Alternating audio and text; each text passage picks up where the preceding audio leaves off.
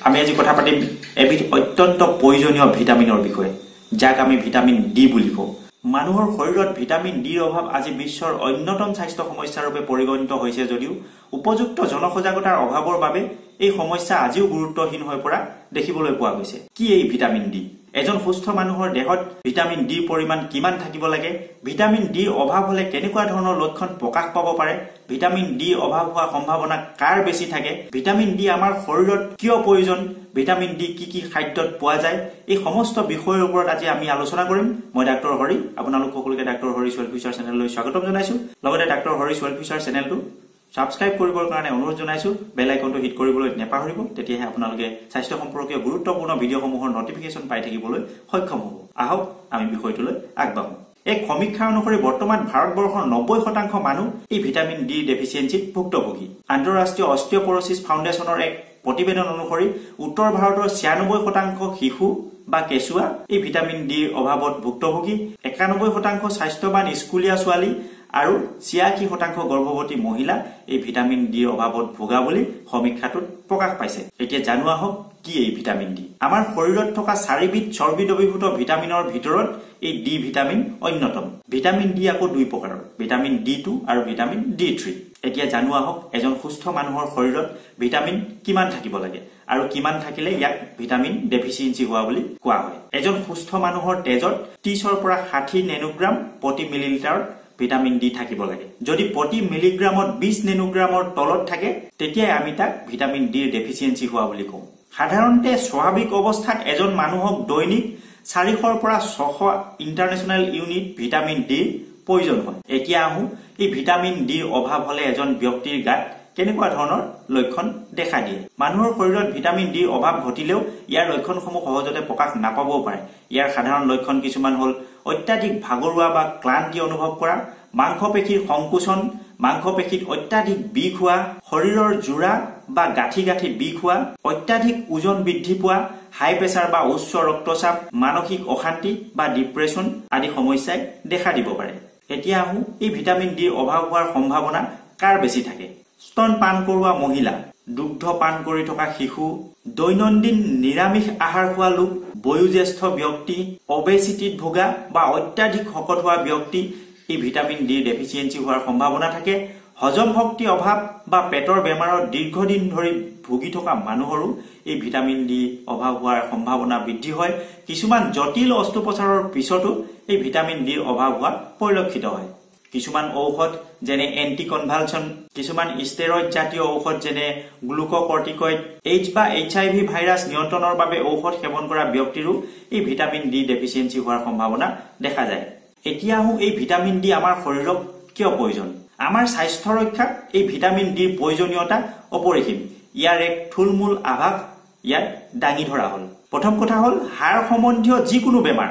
এই হাড় সম্বন্ধীয় বেমাৰৰ পৰা হাত খাৰিবৰ বাবে আমাক ভিটামিন ডি অত্যন্ত প্ৰয়োজন কিছুমান বুঢ়া মানুহ কেতিয়াবা ভাৰসাম্যহীন হৈ পৰি যোৱা ঘটনা আমি সচৰাচৰ দেখিবলৈ পাওঁ আৰু ইয়াৰ ফলত কেতিয়াবা হাত ভৰি আদিৰ হাড় ভাঙি যোৱা ঘটনাও সংঘটিত হোৱা আমি দেখিবলৈ পাওঁ ইয়াৰ মূল কাৰণ হল ভিটামিন ডি উপযুক্ত মাত্ৰাত ভিটামিন ডি গ্ৰহণ কৰিলে এই সমস্যাটোৰ পৰা সহজতে হাত খাৰিব পৰা যায় ভিটামিন ডিৰ অভাৱত হাড় ক্ষয় হয় অস্টিওমেলাচিয়া অস্টিওপেনিয়া অস্টিওপৰোসিস ইত্যাদি সমস্যা হয় হাড়ৰ স্থিতিস্থাপকতা নোহোৱা হয় সহজতে হাড় ভাঙি যোৱা সম্ভাৱনা বৃদ্ধি হয় দ্বিতীয়তে মায়োপেথিৰ প্ৰতিৰোধ মানুহৰ শৰীৰৰ মাংসপেশীত ভিটামিন ডি সংগাহী কোষ যাক আমি ৰেচিপ্টৰ বুলি কওঁ এই ভিটামিন ডি সংগাহী কিছুমান কোষ থাকে যিয়ে তেজৰ পৰা ভিটামিন ডি আহৰণ কৰি মাংসপেশীবিলাকক শক্তি প্ৰদান কৰে আৰু এই ভিটামিন ডিৰ অভাৱৰ ফলত মাংসপেশী অতিকৈ প্ৰভাৱিত হয় আৰু মায়োপেথিৰ সৃষ্টি হয় মায়োপেথিৰ ফলত মাংসপেশীসমূহ খুব দুৰ্বল হয় আৰু বিষৰ সৃষ্টি হ'ব পাৰে ভিটামিন ডি পৰিপূৰক ঔষধ সেৱনৰ দ্বাৰা এই প্ৰক্ৰিয়াটোক বাধা দিব পৰা যায় ভিটামিন ডিয়ে কৰ্কট ৰোগ প্ৰতিৰোধ কৰে সূৰ্যৰ পোহৰ বা সূৰ্যৰ ৰ'দ হল এই ভিটামিন ডিৰ প্ৰাথমিক উৎস গৱেষণাৰ পৰা পোৱা তথ্য অনুসৰি সূৰ্যৰ ৰ'দ আৰু কৰ্কট ৰোগৰ মাজত সম্বন্ধ আছে শৰীৰত সময় অনুপাতে ৰ'দ লগালে সূৰ্যৰ অতিবেঙুনীয়া ৰশ্মিৰ প্ৰভাৱত ভিটামিন ডিৰ উৎপত্তি হয় যিয়ে ছালৰ কৰ্কট ৰোগ প্ৰতিৰোধত সহায় কৰে হৃদৰোগ আৰু ৰক্ত সঞ্চালন তন্ত্ৰৰ ৰোগ প্ৰতিৰোধ ভিটামিন ডিৰ অভাৱত বিভিন্ন হৃদৰোগ আৰু ৰক্ত সঞ্চালন তন্ত্ৰ সম্বন্ধীয় ৰোগ হোৱাৰ সম্ভাৱনা বৃদ্ধি পায় যেনে উচ্চ ৰক্তচাপ hyperlipidemia, peripheral vascular disease, coronary artery disease, myocardial infection বা হাৰ্ট এটেক, সংক্ৰমণ প্ৰতিৰোধ। শীতকালত কিছুমান মানুহ প্ৰায় শ্বাস প্ৰশ্বাসজনিত সংক্ৰমণত আক্ৰান্ত হয় আৰু এই ভিটামিন ডিৰ অভাৱেই ইয়াৰ অন্যতম কাৰণ হ'ব পাৰে। মানসিক অশান্তি বা ডিপ্ৰেছন। ভিটামিন ডিৰ অভাৱৰ ফলত 8 পৰা 14% ডিপ্ৰেছনৰ সম্ভাৱনা বৃদ্ধি পায় বুলি কোৱা হৈছে। লগতে ভিটামিন ডিৰ অভাৱে আত্মহত্যাৰ প্ৰৱণতাও বৃদ্ধি কৰে বুলি গৱেষণাত পোৱা গৈছে। মাল্টিপল স্কলিঅচিছ। মাল্টিপল স্কলিঅচিছ নামৰ এক স্নায়ুতন্ত্ৰৰ ৰোগবিধ প্ৰতিৰোধৰ ক্ষেত্ৰত ভিটামিন ডিৰ ভূমিকা আছে আৰু এই বিষয়ত নিতৌ ন তথ্য উদ্ভাৱন হৈ আছে। গৰ্ভ অৱস্থাত ভিটামিন ডি পৰিমাণৰ লগত সংগতি ৰাখি ই আৰম্ভ হয়। শৰীৰে সূৰ্যৰ ৰ'দ নোপোৱাটোৱে ইয়াৰ মুখ্য কাৰণ বুলি বিবেচনা কৰা হৈছে। ডায়েবেটিছ। গৱেষণাৰ পৰা পোৱা তথ্য অনুসৰি যিসকল লোকৰ তেজত ভিটামিন ডি পৰিমাণ কম থাকে তেনে লোকৰ টাইপ 2 ডায়েবেটিছ হোৱাৰ সম্ভাৱনা বেছি থাকে। প্ৰদাহ বা ইনফ্লামেশ্যন। ভিটামিন ডিৰ অভাৱত শৰীৰত প্ৰদাহযুক্ত ৰোগ হোৱাৰ সম্ভাৱনা বৃদ্ধি পায়। গৱেষণাৰ পৰা পোৱা তথ্য অনুসৰি যিসকল লোকৰ তেজত প্ৰতি মিলিগ্ৰামত 21 নেনোগ্ৰাম তলত ভিটামিন ডি থাকে, CRP অৰ্থাৎ ৰিয়েক্টিভ প্ৰটিন বৃদ্ধি হৈ আৰ্থ্ৰাইটিছ, হৃদপেশীৰ প্ৰদাহ ইত্যাদি প্ৰদাহজনিত ৰোগ দেখা দিব পাৰে।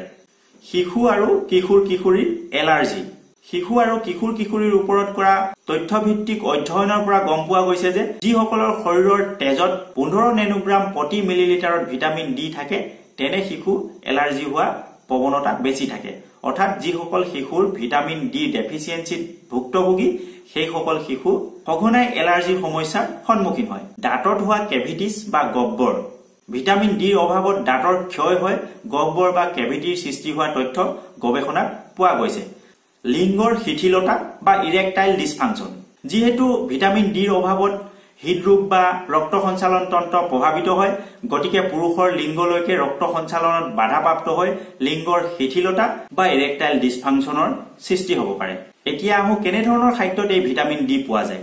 ভিটামিন ডিৰ মুখ্য উৎস হ'ল সূৰ্যৰ পোহৰ বা সূৰ্যৰ ৰ'দ। বেছিভাগ মানুহে কম বেছি পৰিমাণে সূৰ্যৰ ৰ'দৰ পৰা শৰীৰক প্ৰয়োজনীয় ভিটামিন ডি লাভ কৰে। কিছুমান খাদ্য পদাৰ্থতো এই ভিটামিন ডি পোৱা যায়। ইয়াৰ ভিতৰত যেনে মাছ,